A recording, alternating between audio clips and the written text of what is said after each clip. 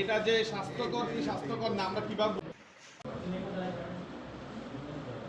গোপন সংবাদের ভিত্তিতে আমাদের এই কলাপাড়া পৌরসভার কাজী নজরুল ইসলাম সড়কের আমরা এই বাড়িতে অভিযান করি। পরে আমরা খুঁজে এই বাড়িতে আমরা ড্রিঙ্কর জুসের অবৈধ ফ্যাক্টরি বিনা অনুমতিতে যে ফ্যাক্টরি স্থাপিত হয়েছে এবং কোনোরকম লাইসেন্স বেঁধে রেখে আমরা দেখে একদম টোটালি ম্যানুয়াল পদ্ধতিতে এই জুসটা উৎপাদিত হচ্ছে। তো যিনি এটার সাথে জড়িত জনাব মাসুদ শিকদার, ওনাকে জিজ্ঞাসাবাদ করে উনি কোনো ডকুমেন্ট দেখাতে পারেন নাই। এবং আমরা যেটা দেখেছি সবচেয়ে স্পষ্ট এবং সবচেয়ে সেন্সিটিভ বিষয় হচ্ছে এই জুসগুলো কিন্তু বাচ্চারা খায় এবং এগুলো তাদের স্বাস্থ্যের জন্য জীবনের জন্য ঝুঁকিপূর্ণ।